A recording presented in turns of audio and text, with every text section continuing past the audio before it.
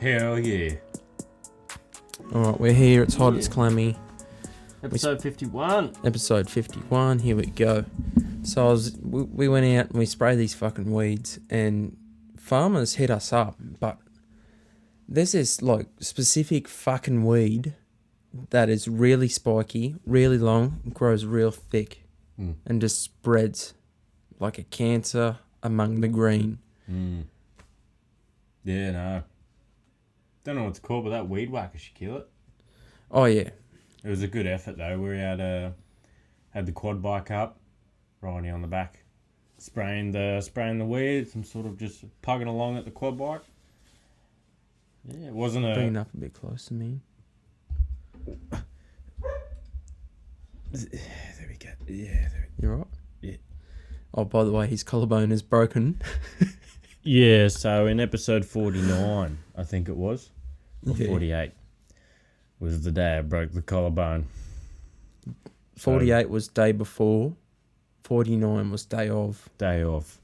So jump back on that episode if you want to watch go me. listen to those episodes if you haven't been keeping up what's going on with his bloody collarbone. Yeah, so I cooked it on the bike. But there'll be a lot of that stuff on All Time Action, don't you worry. But yeah, if you tune back in on the other episodes, you'll see the day of the collarbone. Fucking oath. On the dirt bike, you've got the I don't know, what do we call it? The wrist throttle with the wrist. But the quaddie, just like a little thumb press throttle. So that was fine today when we were doing the weeds, riding around. Had a few brewskis on the quad bike, I think. Oh, just a simple mangrove jack. Fresh cat caught and collected, and then consumed. Caught, collected, consumed, jack. Also tune into don't know what episode it is, but TDK Collective, where we catch a fresh jack from the creek with old Mark Dillon, Keith, and Ridzy and all. Me, Ridzy. We caught a fresh jack out of the creek. So tune into that one. Put a link in the description, possibly. Watch that one. It's pretty freaking hilarious. Yeah, that was actually pretty fun. It was a good one. Although we caught fucking nothing. No, that was a good episode. I enjoyed that. It was fun. Ice bath challenge.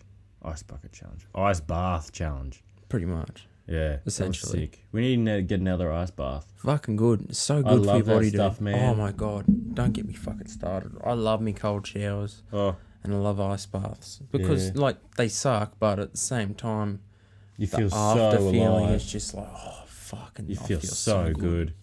Like, I've been meaning to sit in one for a long period of time. But even just jumping in one sort of restarts your body really fucking quick. It's sort of like a shock to the body, and it just restarts it. And then even if you just jump back out after a couple of seconds, do a quick lap, fuck, it's good, hey? It's good for your muscles, and a great thing is you sit in the sauna or you sit in a hot bath or something. You jump in the ice bath and then jump back in the hot bath and vice versa. You keep doing that. And apparently it like full on rejuvenates your muscles. It's really good for like after a big workout or something like that. It'll flex and contract and do all that shit for your muscles. It's really good for it. And it's good for your mind, even if you just dunk your head in an ice bucket. Oh, well, That's good. It's like a little fucking challenge that has good reward. Like, it's going to suck. It's going to be cold. You probably don't want to do it. You break through those barriers. You get in there. You're in there. Your mind, like, I go into nothingness in my brain. I'm just, like, focused on the breathing.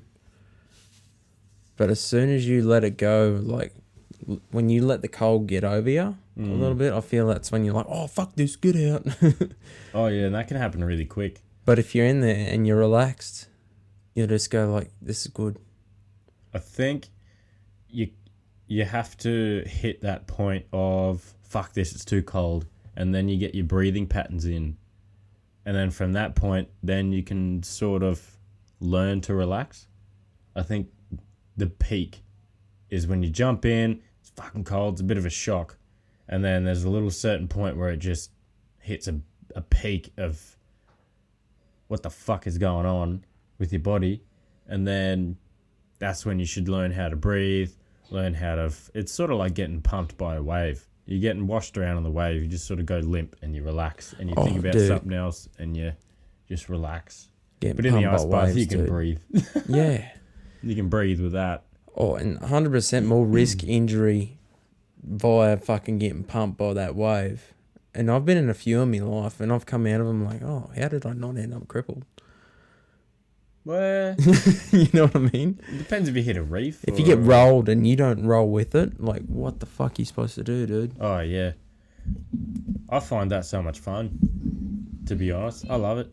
If there's a big surf day, 6 foot day or something, it's always good to try and get pumped on your first or second wave. Even just get pumped and get that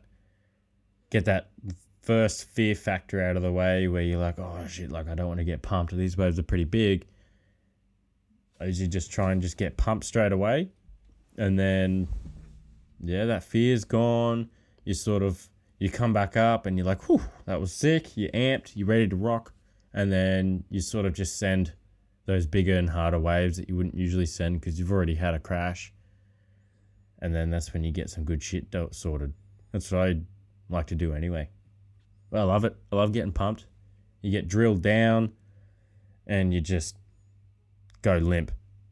You just go limp and you just try and you just sort of daydream in your head and then just go limp, let the wave take you and roll you around and don't panic.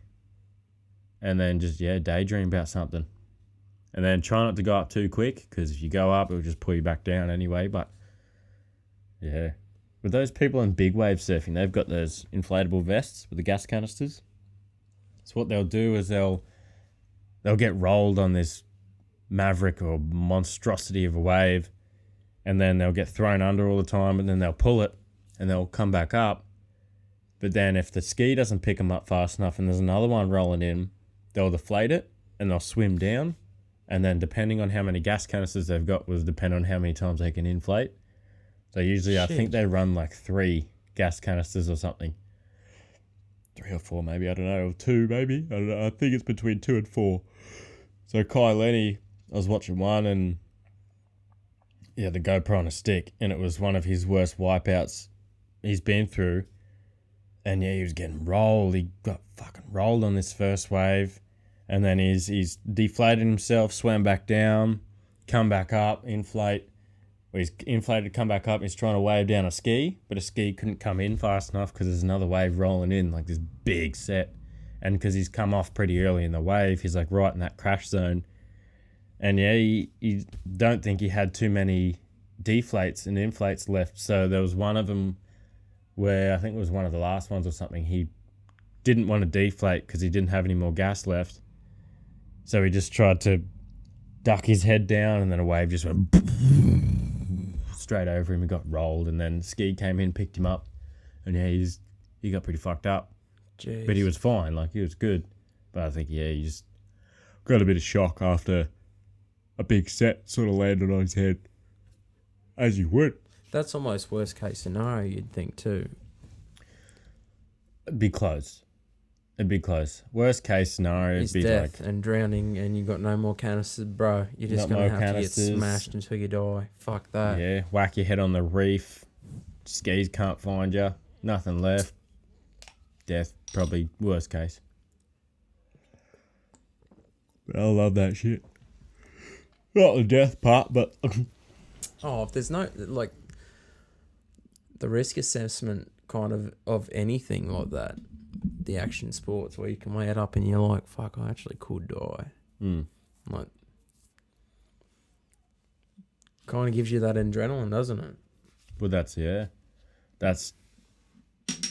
the part where I feel like is the most fun. It's when you live the most. Is when it's a corny saying, but it's so true. Yeah. When you're so close to death is when you feel the most alive. But sometimes it's not even that. Sometimes it's just the raw power of what you're doing. Like a wave, for instance, you catch a big bomb, and you just come down on this bomb and you're riding it and you look up, I don't know, just that raw intensity and power of Mother Nature's ocean is just insane, man. There's so much power behind that monster. It's the best. I remember, like, I've got minimal surfing experience, but I went out a couple of times with my brother. I could catch some waves with me belly or on a fucking board. And I'd always, like, do the Naruto fucking, like, send the arms back, knock the set over. Oh, shh. Knock the set over, but yeah, send the arms back and just, like, fly like a fucking, like, this big blob of bloke just, like, flying in. That blob of bloke. And that was Noosa. And also did it at Alex Headlands. Shout out to Alex Surf Club. They're a good spot, man. They play live music heaps of times, all the time. Good skate park too. Good skating. Which I'll get back to in a second. But I got rolled real bad once at Alex. Like, I tried to catch the wave, and then it fucking barreled, and then the barrel hit me as I got up, and then I just got fucking rolled. Yeah. But I'm doing jiu-jitsu, like, tuck and fucking roll. I know how to, like, roll over my shoulder without getting too fucked up from it. And I just balled up and just, like, rolled in like fucking Sonic underwater towards the beach. Good times. After that, I was like, fuck, I got so much more respect for the water. Yeah, dude. Yeah. It's like those tourists that come over and they never seen beach before. And they get fucking They go for a swim and they just... I don't know if it's not really disrespect. I think it's just not enough knowledge of it. But even if they have all this knowledge on brochures or whatever from Australia, I'm pretty sure they do. They even talk about it on the plane trip or something when they come into Australia. But, like, they know about it, but they just don't have the respect for it. So they'll just run right in and they won't have anything or no respect for... Oh, God. No respect for it, and they just get romped. Yeah. Get sucked out and then taken. And smashed. Yeah. But Alex is sick. I remember one day at Alex, there was like a pretty big swell day, and it was barreling, and it was sunset as well. It was a fucking gorgeous afternoon. We've already been surfing all day, and then we were like, oh, we'll go check out Alex, because everywhere else was sort of washed out at the time.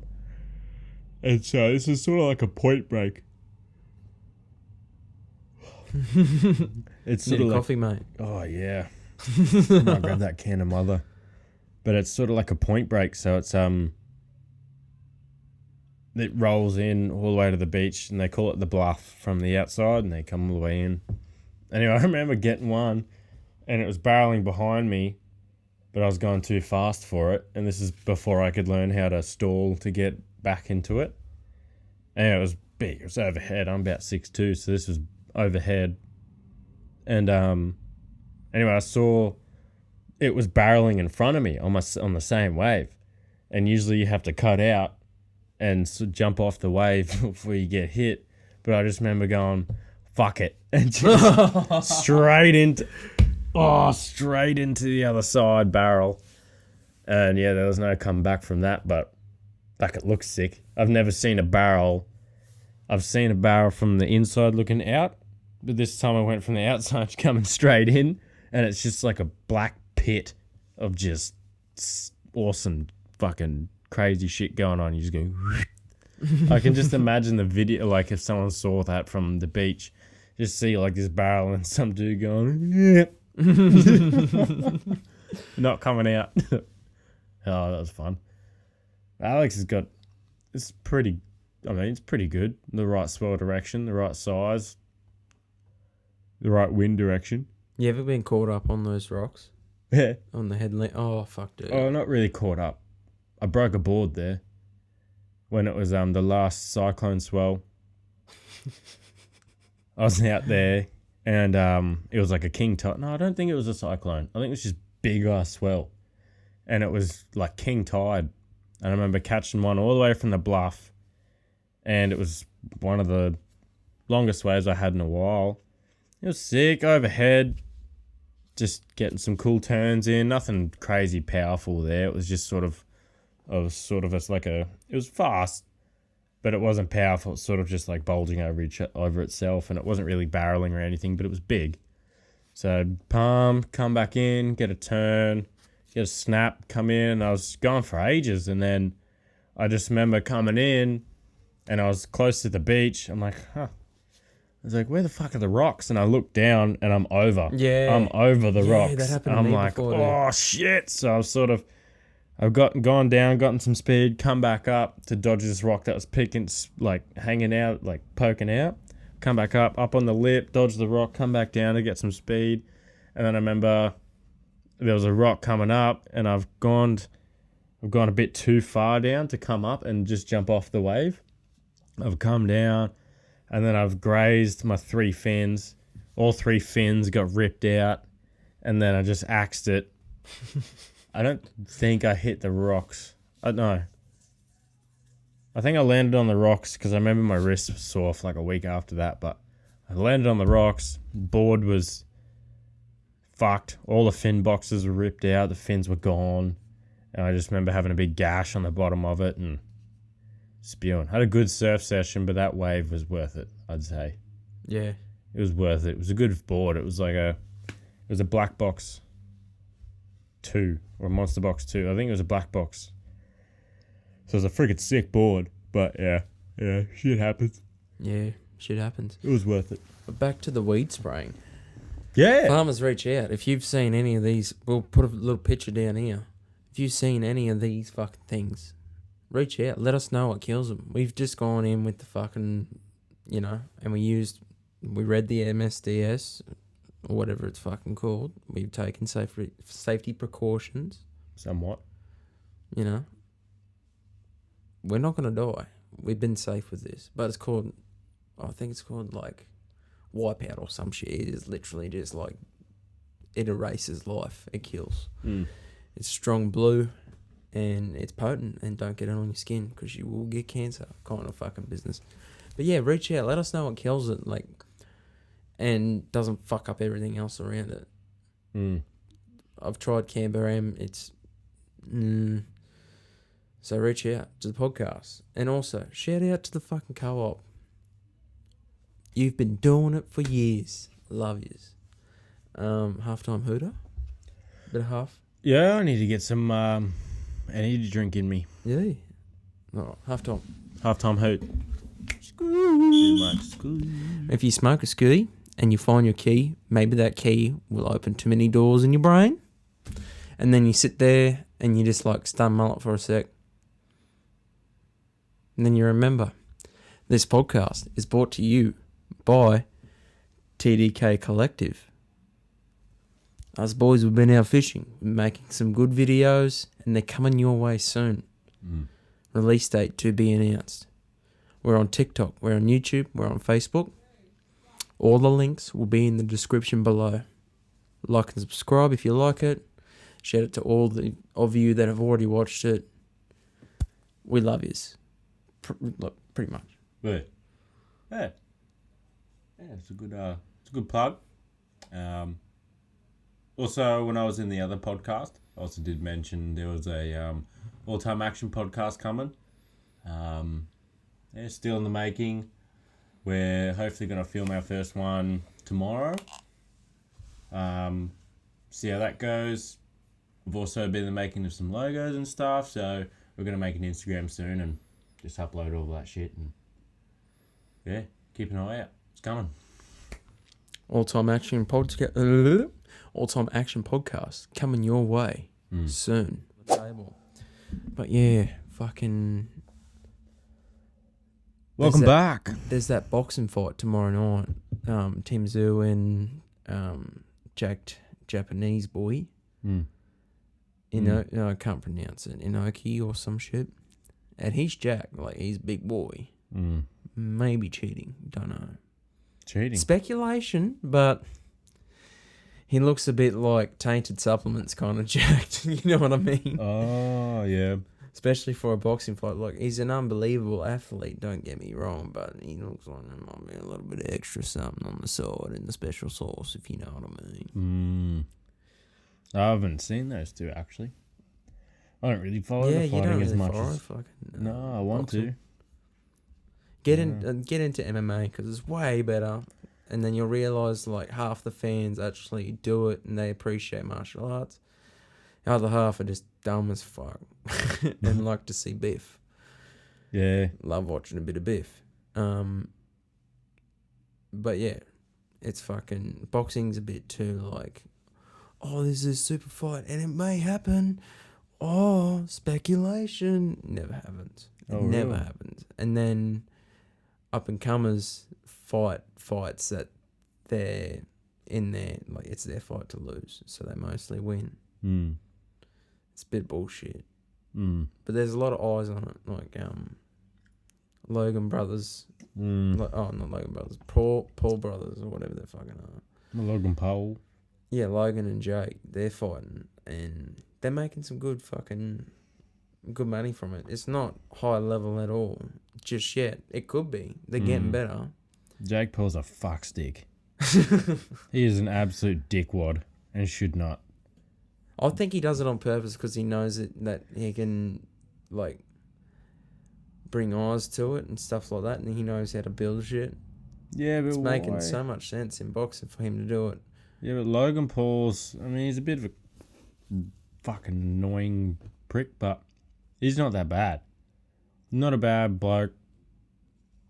I know he's a bit of a tosser, but Jake Paul, I reckon's a genuine tosser. Yeah. Like, he's just disrespectful. And, like, why would you run around being that disrespectful and that much of a prick just to gain a little bit of attention? But what if he has good intentions at heart, but he knows that he can do that and be the shit stirrer and make some cash from it? Well, there's shit staring like Conor McGregor, and then there's being a fuckhead like Jake Paul. We'll put this video on fucking Instagram. Is Jake Paul a tosser? Yes or no? Yes. Big toss pot. Hate him. We will know shortly. Mm. But yeah, moving on from that. Mixed martial arts is your key. But other keys are probably... Kickboxing for me even is just like a bit fucking brutal. I love kickboxing. Awesome. It's awesome, but like the knockouts you see in kickboxing are just fucking gross. Like I've seen some gross ones where I go like, oh, that dude's never ever gonna get like, his brain will never be the same way ever again. Mm. And then they got to worry about fucking brain damage and Aaron Hernandez kind of shit happening. Shins. Broken fucking ankles. Shins. Oh. That's the one thing I couldn't do when you watch them kick and the whole shin just snaps in half. Oh, dude. Bah! And it flops. I've seen 3 of them. 2 of them live. I watched one live working at the pub. What was old mate? He was like the Chris first. Weidman. Yeah, I think so. He was fighting the guy. He was like the first one to win a fight in history without throwing anything. Because old mate went for the kick for the first kick and snapped it.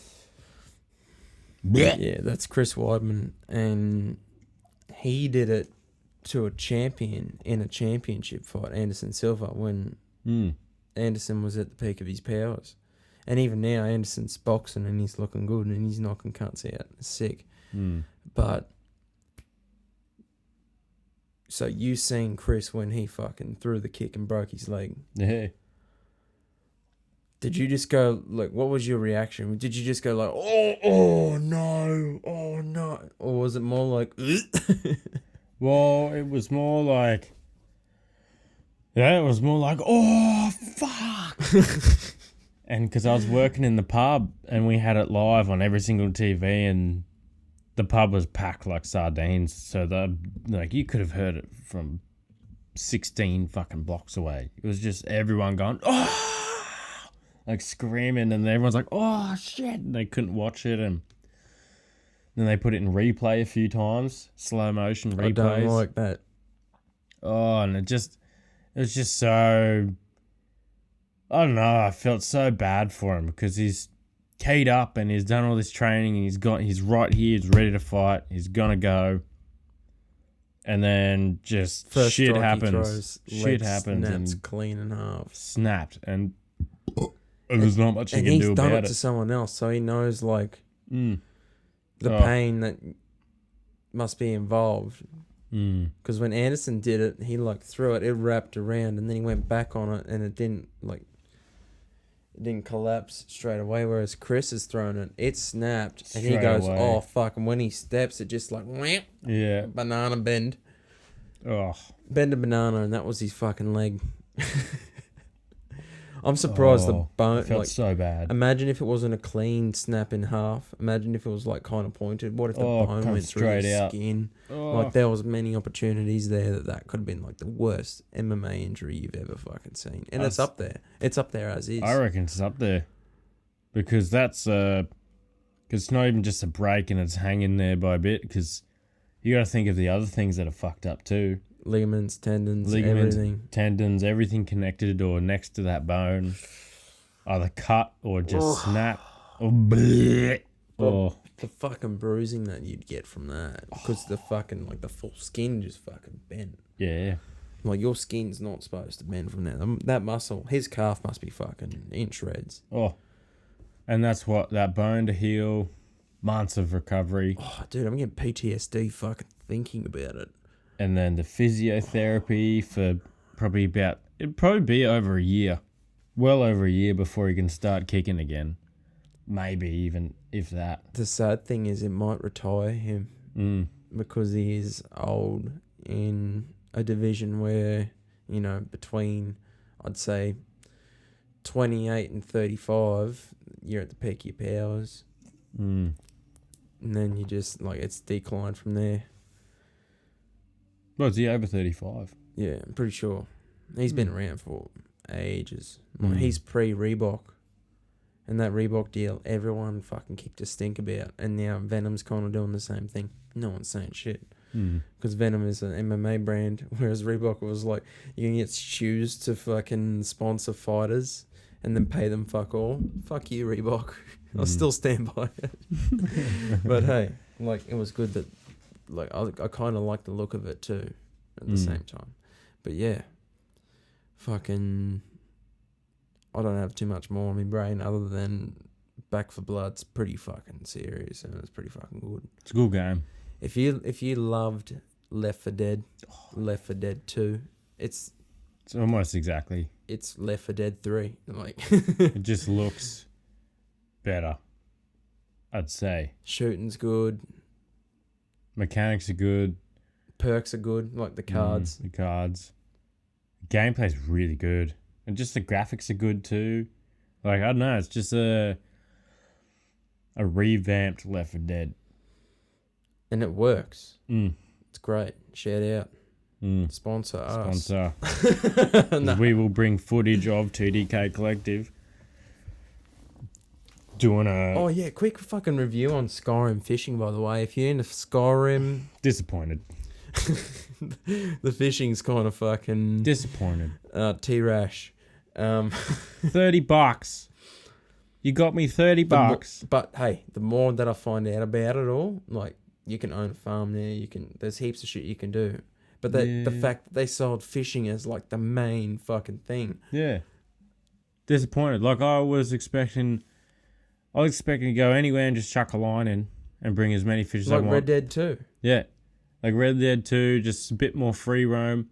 And then that's what was going to sell me onto actually exploring more of the game. And then the first thing I did, which is probably the first thing most people are going to do if they pay the whole $30 for the new update, is they're going to go fishing.